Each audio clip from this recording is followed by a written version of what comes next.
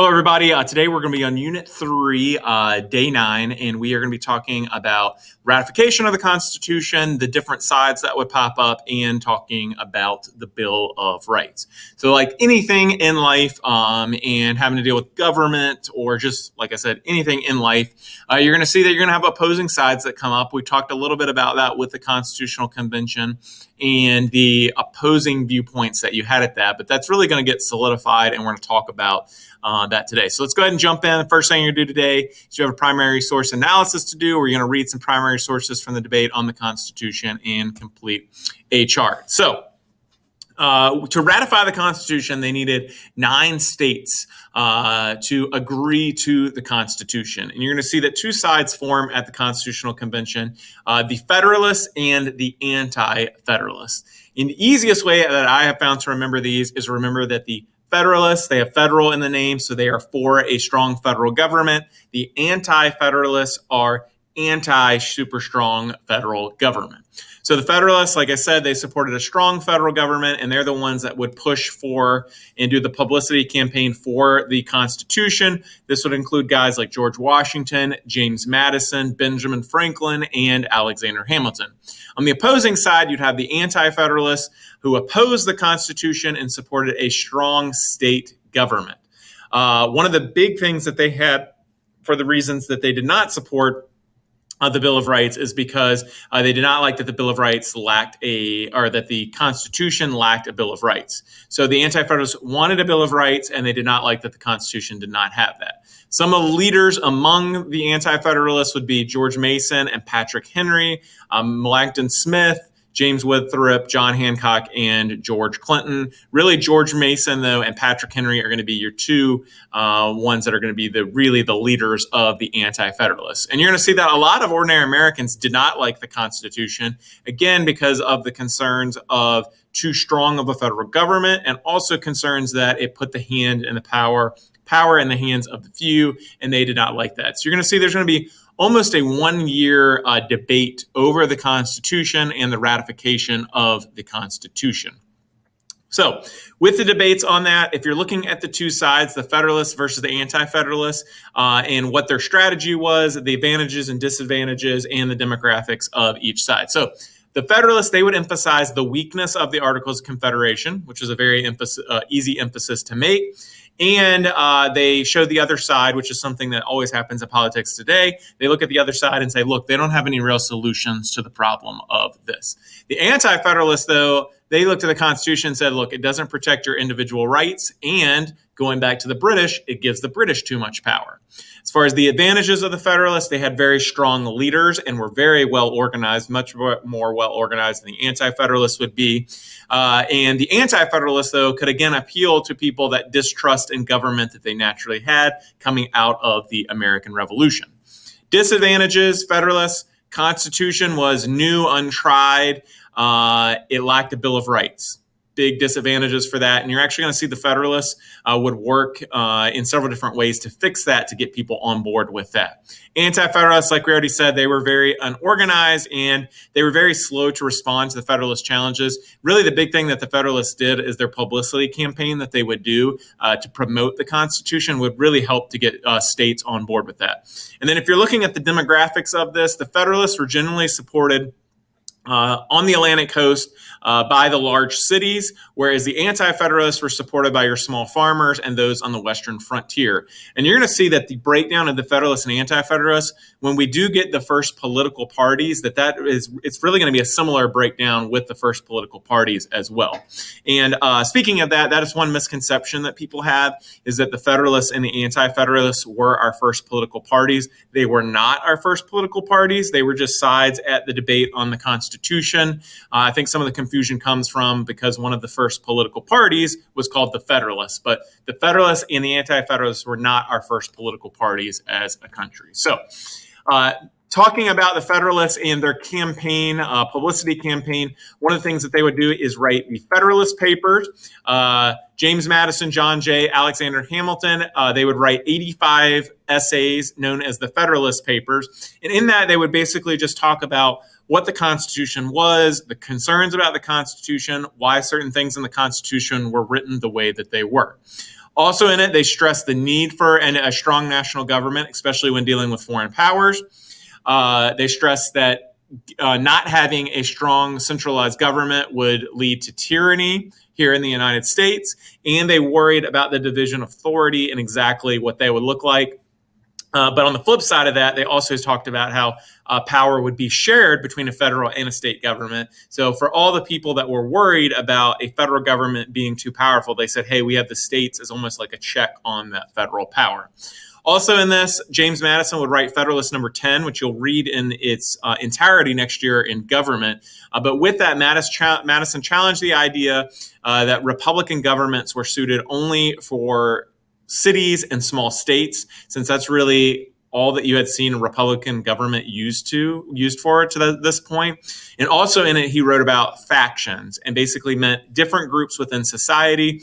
And he said, when writing the Federalist number 10, talked about how the Constitution was set up, it would keep one group from getting too much power because you would have different factions within society or different groups within society. And because you have these different groups, that keeps one group from gaining too much power because they have to be interested in the power in the minority factions as well. Basically that even though we're a country and a lot of people like to say we're a country ruled by a majority, and in a sense we are, but also the majority has to keep in mind the power and the other groups as well, the minority groups as well. They have to keep those in mind as well. And that's basically what Madison was writing about in Federalist number 10. So Thomas Jefferson, they actually have his copy of the Federalist Papers, and he went through and notated and tried to figure out who wrote each one of the Federalist papers, because Madison, Jay, Hamilton, they did not sign or didn't put who wrote each one of the papers.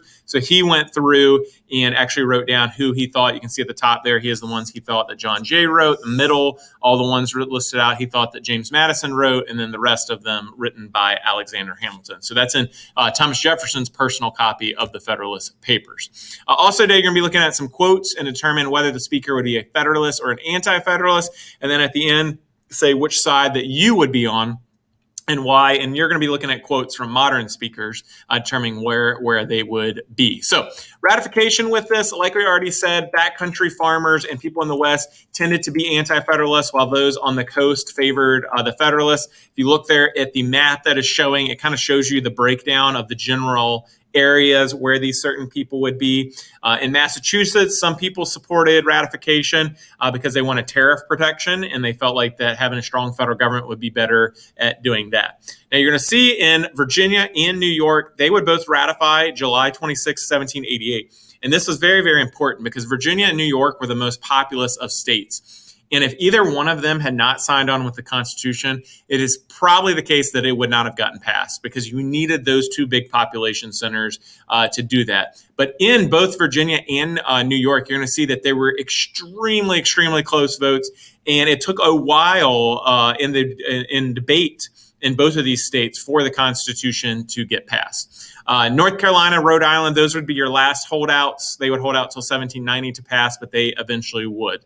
And you're going to see, despite issues with the Constitution, most Americans would accept the document. Even Patrick Henry, who, if you go back and read the documents at the Virginia Ratification Convention, he was very, very much against the Constitution. After it was ratified, he vowed to submit as a quiet amendment and to fight for amendments to that Constitution.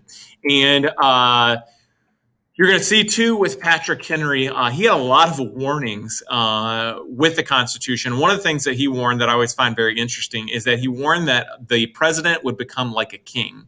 And I always ask my students, think about how our presidency, especially since around the Civil War, has really grown in power. And if we think that's a legitimate concern, if our president is becoming almost like a king with the amount of power that the president of the United States has. So just encourage you to kind of think about that and evaluate that. And like I said, if you ever have a chance, go check out Patrick Henry's writings and his speeches that he gave at the Virginia Ratification Convention. They're very, very interesting as far as his point of view.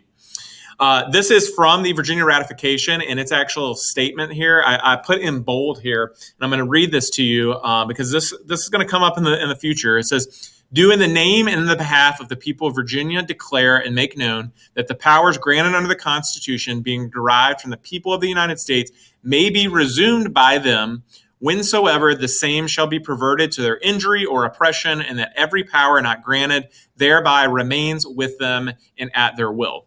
So one thing with the ratification of the Constitution is states were not allowed to make changes at all. And you're going to see that with that, again, that's another thing that causes states pause. But with that, Virginia puts this very deliberate phrase in their ratification of that says, hey, if the government starts perverting our rights, taking away our rights, and starts oppressing us, that we as a state can resume our rights. And the reason this is going to be important is because you're going to see later on when we get to the Civil War and the whole idea of secession, a state seceding from the Union, which obviously Lincoln was very much against. You're going to see that some of the arguments for secession go back to this and say, hey, states, especially Virginia, when they ratified the Constitution, they said, hey, we can get out of the Constitution if we want to. Now, I think if you had asked guys like James Madison, they probably would have disagreed with that, or at least at this point, they would have disagreed with that. But still, it's something to think about later on. We're talking about our country and the development of our country and where some of these ideas come from, that they come from the very, very beginning there in the Virginia ratification statement. So in order to improve the Constitution and again to get people on board with that, you're going to see a Bill of Rights would be added to the Constitution.